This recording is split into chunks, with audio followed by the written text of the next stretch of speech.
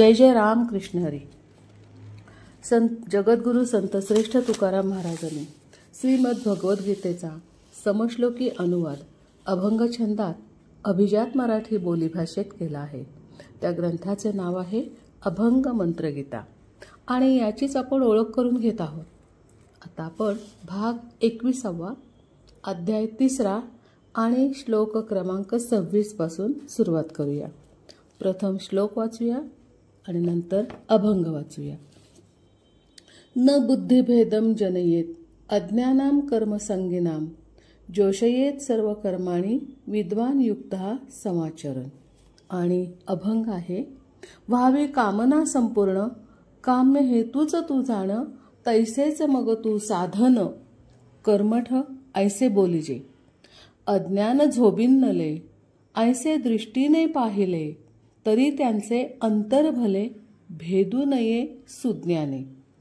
जरी तत्ववेत्ता झाला अथवा प्राप्त पुरुष भला तरी जन्माच्या कर्माला तेज द्यावे म्हणे तुका. आपण थोडासा अर्थ आपल्याला जमेल तेवढा बघूया, कारण तुकारामांच्या अभंगाचा अर्थ लावणं म्हणजे एक दिव्य आहे. असं पृथ्वीवर जन्माला आल्यानंतर प्रत्येकाची कर्म ही चालूच असतात.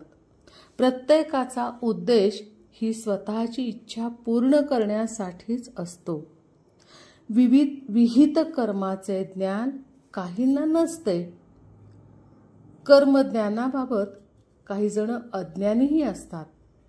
सर्वसामान्यजन कोणतेही कर्म करताना फळाची अपेक्षा धरूनच नित्यकर्म करतात. त्यासाठी स्वतःचा देह अवयव यांच्या ताकदीचा किंवा कुवतीचा अंदाज घेऊन अपेक्षापूर्तीसाठी नित्यकर्म करतच राहतात आणि याचा त्यांना गर्वही होतो. अशांना कर्मसंगी असंच त्यांचं नाव घेतलं जातं. या कर्मसंगींना ब्रह्मज्ञान द्यावे असे तुला वाटते का अर्जुना? तर तुला जर असं वाटत असेल तर तुला स्वतःच साधन बनावे लागेल.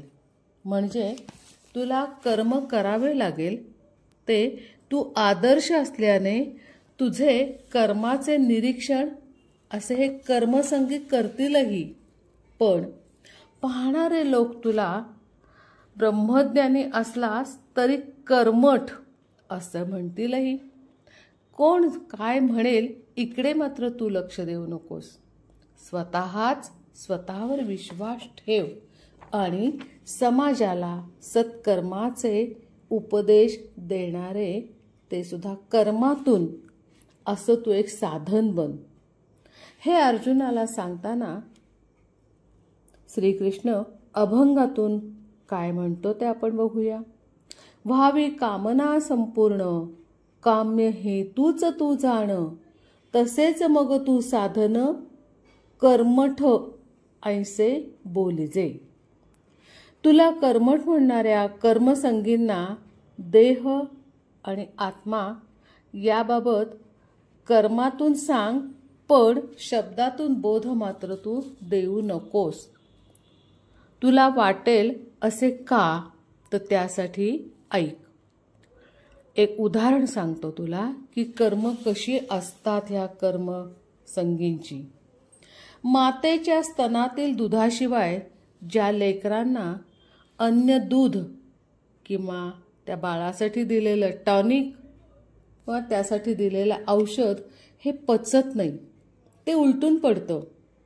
आणि आईचं दूध म्हणजे स्वतःच्या शरीरासाठी भुकेसाठी काहीतरी अपेक्षेनेच प्राशन करतात ना. आणि त्याशिवायचे कोणतेही पेय हे अयोग्यच आहे असं हे या बाळाच्या मनानं ठरवलेलं असतं आणि म्हणून त्याला उलटी होती. आता असं नित्यकर्माची सुरुवातही ज्या लहान वयातच होते त्याच कर्ममार्गामध्ये त्यांना कर्मसंगी असं. आता हे कर्मसंगी भोगसुखाने त्यांची कर्म ह्या भोगसुखाने वेढलेली असतात. उद्देश तोच असतो.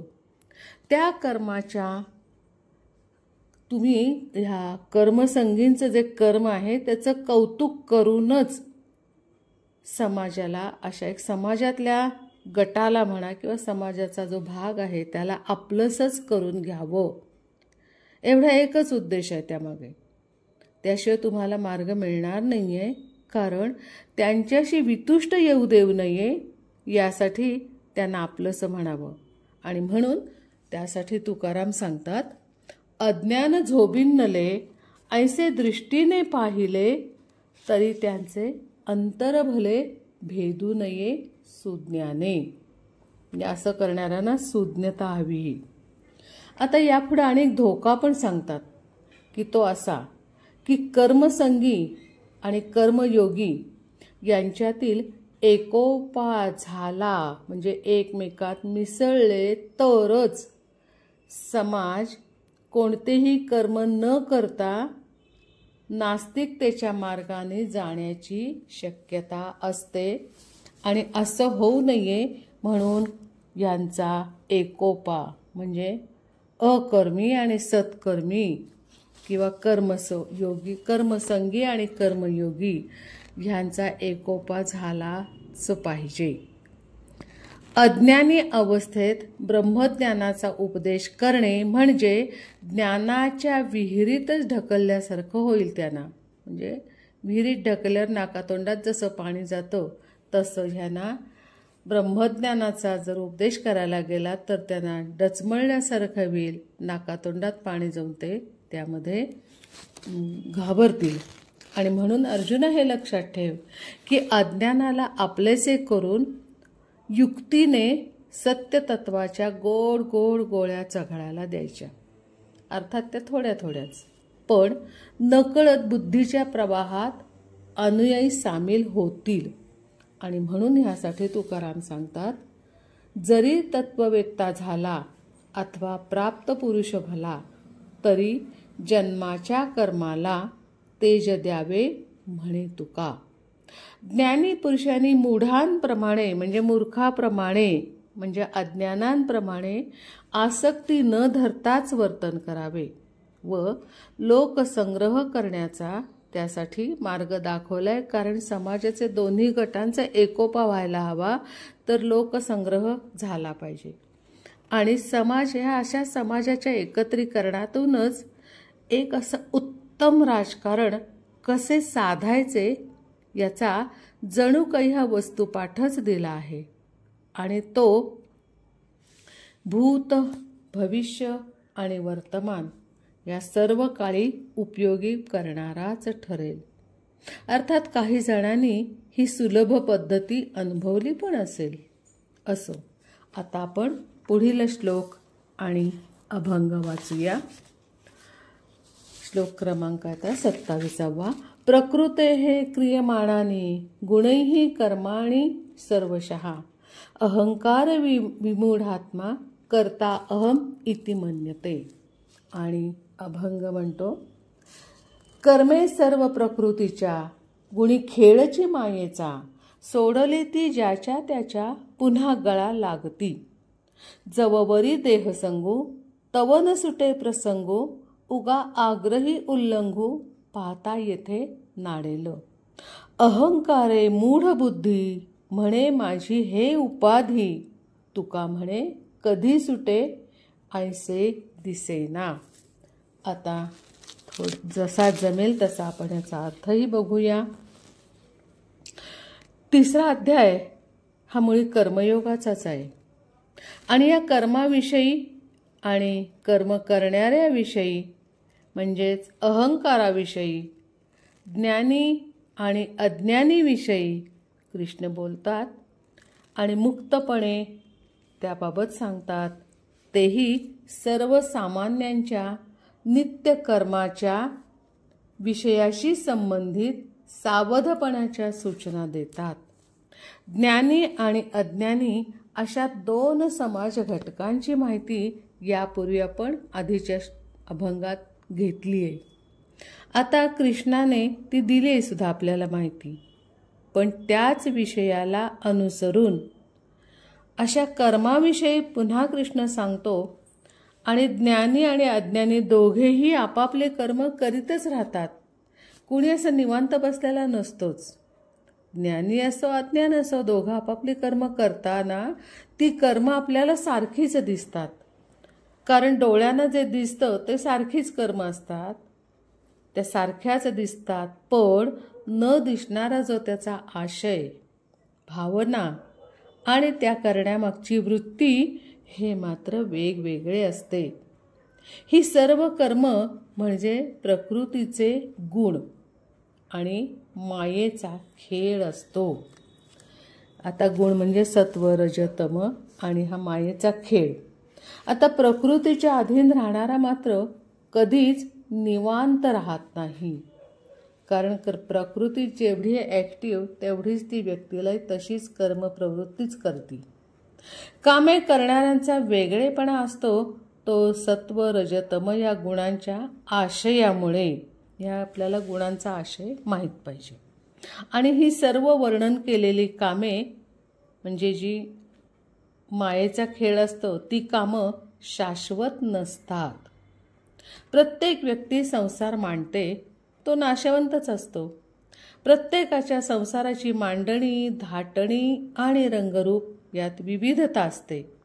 आणि म्हणून तुकाराम म्हणतात, कर्मे सर्व प्रकृतीच्या गुणी खेळची मायेचा, सोडली ती ज्याच्या त्याच्या पुन्हा गळा लागली. जसे पाण्यात विविध खाद्य असतात, किडे मकोडे, काही वनस्पती हे असतं म्हणजे जो मासा खातो ते.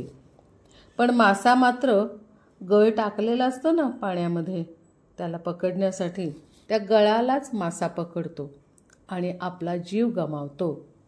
तसे संसारातही सर्व असेच असते. आणि पैशाचा हव्यास अशा संसारी माणसाचा संपत नाही. एखाद्या आर्थिक गळाला हा हव्यासी मासा पकडतो आणि संसाराशिवाय मग त्याला सरकारी घरात राहायची वेळ येते. समजलं असेल तुम्हाला मला काय म्हणायचे ते. आणि अशा मायेच्या नाशवंत खेळात तो अडकतो. हा संसार माझा, हा देह म्हणजेच मी असे मला वाटते. म्हणजेच ज्याला असं वाटतं की हा देह माझा, हा संसार माझा, तो अज्ञानी असतो. त्यामुळे या कर्माविषयी बोलताना तो बोलत नाही, त्याचा अहंकार बोलतो. आणि सर्व कर्म मी केली यातील मीपणा म्हणजे मी पाहणारा, मी ऐकणारा, मी जाणणारा, मी विचार करणारा अशी व्यक्ती मीच्या अहंकाराने पूर्ण व्यापलेली असते. हा देह जिवंत कशामुळे, याचं चैतन्य कोणतं? अशा शक्तीमुळे सत्व रजतम या त्रिगुणांच्या योगाने देह, इंद्रिय, मन ही निर्माण होऊन त्यांच्याकडूनच सर्व लौकिक आणि शास्त्रोक्त कर्म होतच असतात. आणि यात स्वस्वरूपाचा विवेक झालेला नसतो. पण असे स्वस्वरूपाची जाणीव असणारे जे ज्ञानी ते ह्या कर्माशी मीपणाचा अहंकार जोडत नाहीत. कर्म सांगण्यासाठी अहंकारी मीपणा त्यात दिसून येत नाही. आणि म्हणून तुकाराम म्हणतात, जवबरी देह संगू तव न सुटे प्रसंगू, उगा आग्रही उल्लंघू पाहता येथे नाडेल. जोपर्यंत देहाशी गाठ आहे तोपर्यंत कर्मसंग सुटत नाही. हट्टाने तो करण्याचा टाळला तर मात्र आपत्ती ओढवते. केव्हा आपत्ती येते ते कळत पण नाही. आणि मीच्या कर्त्याने म्हणजे अहंकाराने ग्रासलेली बुद्धी मात्र मूढ बनते. आता या मूढमतीचा जर शिक्का बसला तर त्यातून पाशमुक्त होणे, पापमुक्त होणे फार अवघड. आणि त्यासाठी थोडक्यात मला एक सांगावंसं वाटतं की बुद्धीला सात्विक वळण लावून सत्वगुणाचं वळण लावून ज्ञानाचे पंख द्यावेत, म्हणजे ज्ञानी विचार आहेत त्याचे पंख घ्यावेत, तर उंच भरारी घेता येते. आणि म्हणून तुकाराम म्हणतात, अहंकारे मूढ बुद्धी म्हणे माझी हे उपाधी, तुका म्हणे कधी सुटे ऐसे दिसेना. मीपणाचा अहंकार दूर ठेवण्याची सावधान बाळगावी, हा एक संदेश यातून तुकारामाने आपल्याला दिला आहे आणि तसा आपल्याला अभंगातही सांगितलेला आहे. आता आपण पुढचा श्लोक आणि अभंग बघूया. अभंग श्लोक क्रमांक 28. तत्त्ववित्तु महाबाहो गुणकर्म विभागयोः गुणाः गुणेषु वर्तन्ते इति मत्वा न सज्जते. आणि अभंग वाचूया. तत्वज्ञी गुणकर्माला भेदोनी अकर्त्याला पाहे स्वविषयाला इंद्रियेही वर्तती. जाणीवेचे तुझे अंग महाबाहो प्रेमे चांग वशवती लक्ष्मी रंग भाग्यपूर्ण पांडवा. स्वकर्माचे पाळण की जे नको उत्थापन तुका बोलीला साधन तेच पाहे सर्वदा. आता अभंग आपल्याला काय सांगतो ते बघूया. तर या अभंगात तत्व जाणणाऱ्या तत्वज्ञानींच्या कर्माचे वर्णन केले. त्रिगुण म्हणजे सत्व रजतम आणि वासना यांच्यामुळे कर्माचा व्यापारच घडत असतो. सर्व व्यवहार मनाला पटतातच असे नाही. मी म्हणजे शरीर, त्यांच्याकडून कर्मे करून घेणारी शक्ती म्हणजे निर्विकार ज्ञानस्वरूप स्वप्रकाशी आत्मा. याशिवाय कर्म प्रत्यक्ष दिसते ते गुणकर्मानुसार ही जड विकारवंत असतात.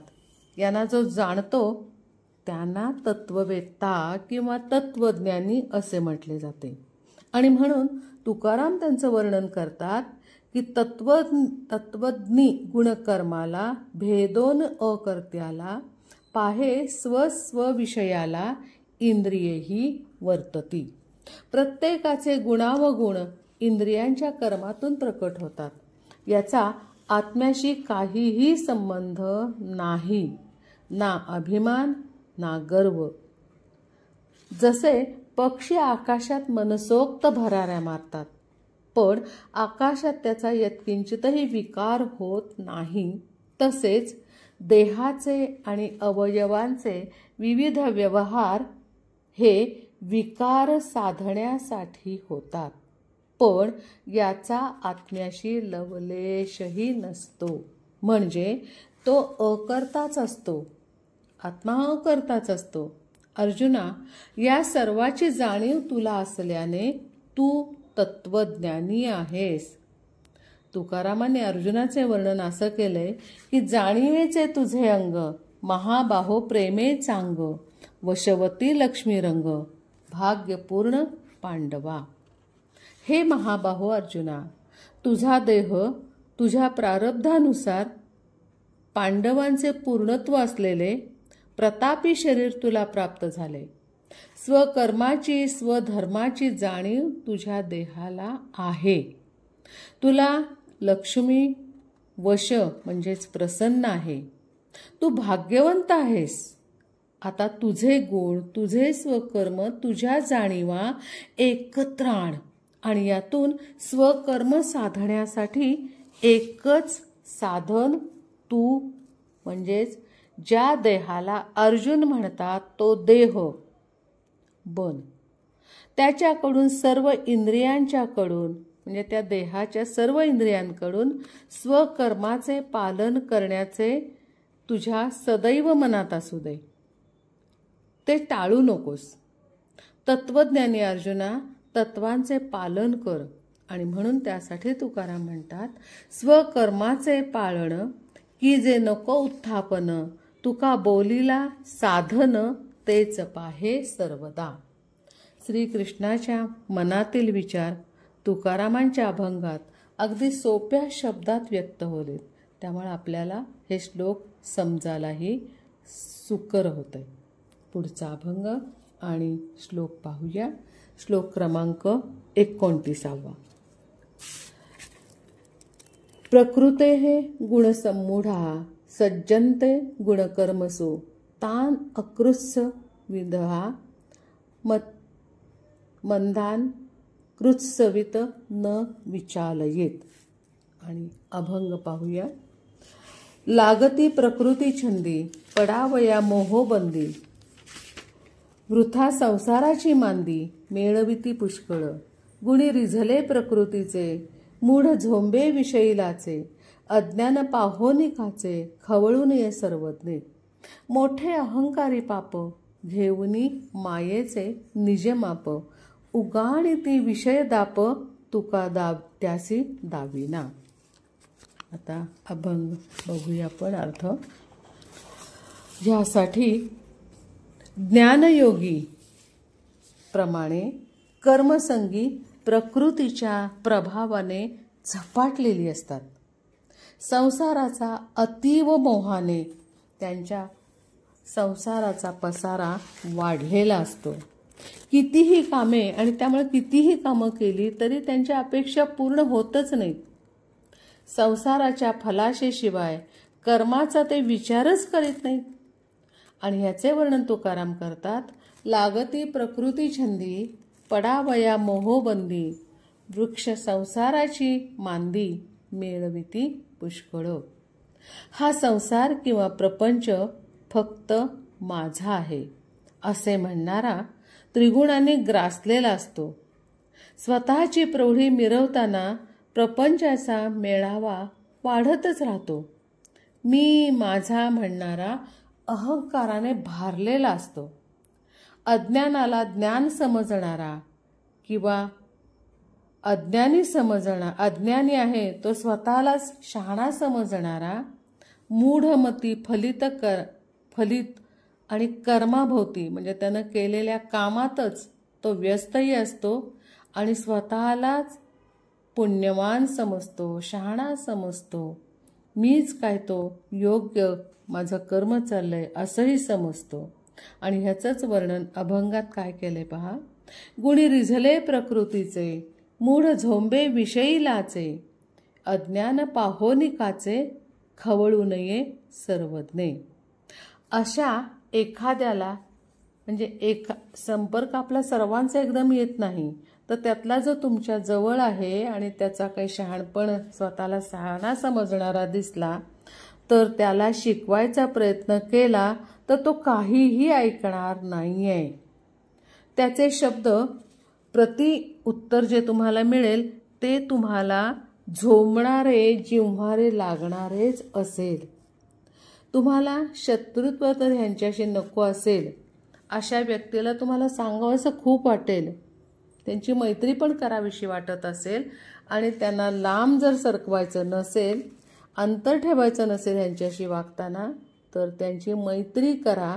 आणि मैत्री करण्यासाठी काय करायचं तर त्यांच्या कामाचं कौतुक करा. ते काम कसंही असो पण त्यांचं कौतुक करायचं आणि त्यांना कर्मसंगी बनवा. म्हणजे आहे त्याच कामात व्यस्त त्यांना राहू दे. आणि त्यानंतर मात्र तुम्हाला जे पाहायला मिळेल त्याच्या कर्मातून जे दिसणारं जे दृश्य असेल त्यातून तुमचं मनोरंजनच होईल. गमती जमती पाहायला मिळतील तुम्हाला. त्यासाठी एक उदाहरण पहा. माकडाला आवडते ती मदिरा पाजली तर त्याच्या मरकटलीला पाहाव्यात. ते गमती जमतीच असतात. किंवा आडमार्गाने जाणाऱ्या आंधळ्याचे कौतुक करावे. आता बुद्धीनं आंधळ आहे त्याचं कौतुक करावे आणि नंतर त्याची होणारी तारांबळ कौतुकानं पाहत बसावं. असे हे मूढमती स्वतःला सर्वज्ञ समजतात. मायेच्या अधीन राहून सतत कर्म करतात. अहंकाराने प्राप्त कर्माचे वर्णन करतात. आणि त्याचे वर्णन तुकारामाने कसं केलंय पहा. मोठे अहंकारी पाप घेऊन मायेचे निजमाप उगाणी ती विषय दाप तुका त्यासी दाविना. अशा कर्मसंगी मूढमतींच्या छायेत आपण जाऊ नये हेच बरं नाही का. कारण आपल्याला ते पटेल न पटेल असंच आणि विनाकारण वाद वितंड होण्यापेक्षा यांच्याजवळ गेलं तर मैत्रीच करावी लागेल, त्यापेक्षा न जाणंच बरं, नाही का? ठीक आहे, आता आपण 30वा श्लोक बघूया. मयि सर्वाणि कर्माणि संन्यस्य अध्यात्मचेतसा निराशी निर्ममः भूत्वा युद्धस्व विगतज्वरः. आणि अभंग ही बघूया. कर्म काय होईल जे प्रकृतीच्या योग बीजे ते ते मर्मरूपी अर्पिजे सर्वाध्यात्म मतीने. टाकुनी ममता आशा युद्धा करी तू वीरेशा विगत ताप माझी देशा तुझ्या अंगी बाणेल. ऐकताच तो बोल आला पार्था अंगी डोल तुका म्हणे फोल झाला सर्व संशय. गंमत आहे या अभंगात, बघूया. आत्तापर्यंत मूढमती कर्मसंगी अज्ञानी यांच्या कर्माचे वर्णन आणि त्याचं आकलन आपण समजून घेतलं, आकलन करून घेतलं.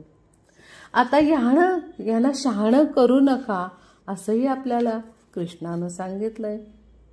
आता ही सर्व गुणात्मक कर्म करीतच राहणार, यांना सुंदर सोपा सन्मार्ग कृष्णाने सांगितला, तो चित्तशुद्धी होण्यासाठी. प्रत्येकानं म्हणजे प्रत्येक कर्म मला म्हणजे श्रीकृष्णाला अर्पण करावे. म्हणजे अगदी थोडक्यातला त्याने हे उदाहरण दिलं आणि थोडक्यातला आणि सोपा मार्ग सांगितला आहे. आता कसा तर तुकाराम म्हणतात, कर्म काय होईल जे प्रकृतीच्या योग बीजे ते ते मम रूपी अर्पिजे सर्वाध्यात्म मतीने. प्रत्येक जीवाचा जीवन रथात निवांत बसले तरी अनिच्छेने का होईना प्रवास होतच राहतो. कारण तो जीवनाचा रथ चालूच असतो, त्याची चाकं सतत फिरतच राहतात आणि प्रकृतीच्या गुणधर्मानुसार कर्म होतच राहतात. शरीराच्या अपेक्षेप्रमाणे शरीराचे अवयव कामात व्यस्त असतात. शरीराची अपेक्षा पूर्ण करायला अवयव काम करतात. हे कर्म पूर्ण करावे आणि मग ते पूर्ण झालं की श्रीकृष्णाला अर्पण करावे. ते कसं करावं अर्पण? तर सर्वात्म भावाने. त्यासाठी या कर्मसंगींचे म्हणजे आता आपण जे कर्मसंगींचं वर्णन वाचलंय, ऐकलंय, तर त्या कर्मसंगींना मन शांत आणि शुद्ध करण्यास सांगावे. आता त्यासाठी समर्पण भावना त्यांच्यात निर्माण करावी आणि अहंकार सोडून, फलाशा सोडून कर्मार्पण करायचे आणि पुन्हा त्या कर्माचं मी हे केलंचं स्मरणसुद्धा करायचं नाही. तर त्या कर्माच्या पापपुण्याची आणि कर्मकर्त्याची जबाबदारी श्रीकृष्ण स्वतःवर घेतो. टाकुनी ममता आशा युद्धा करी तू वीरेशा विगत ताप माझी दिशा तुझ्या अंगी बाणेल. अर्जुनालाही कृष्ण सांगतो की हे वीरेशा, वीर अर्जुना, तूही इतरांच्या बद्दल असणारी ममता आशा, आता इतर कोण जे युद्धभूमीवर आहेत त्यांच्याबद्दलची असणारी ममता आणि आशा सोडून युद्धाला तयार हो आणि हे कर्म मला अर्पण कर. तर माझी तापहीन अशी शांत अवस्था, कारण कृष्णाने हे कर्म केलं की श्रीकृष्ण हा शांतच होणार आहे, तापहीन होणार आहे, अशा अवस्था तुझ्या अंगी बाणेल. तुला यानंतर होणारा शोक संताप ह्याचा स्पर्शही होणार नाही. अदृश्य रूपाने मी या युद्धात सहभागी असेनच. आणि आश्चर्य हे ऐकताच वीरेश अर्जुनाने मान डोलावली. ती सकारात्मक की नकारात्मक याचा खुलासा अभंगात नाही, कारण पुढे सर्व संशय फोल ठरले असंही तुकाराम म्हणतात. ऐकताच तो बोल आला पार्थांगी डोल तुका म्हणे फोल झाला सर्व संशय. इतक्या सहजतेने युद्धाला तयार झाला तर तो अर्जुन कसला? इथे अर्जुन डोलला आणि नंतर संशय फोल ठरला. ही प्रतिक्रिया कृष्णाची असावी. अर्जुनाबद्दल संशय आला आणि तो फोल ठरला. असो, आपण एवढेच समजूया की कर्म सतत करावे आणि कृष्णार्पण म्हणावे.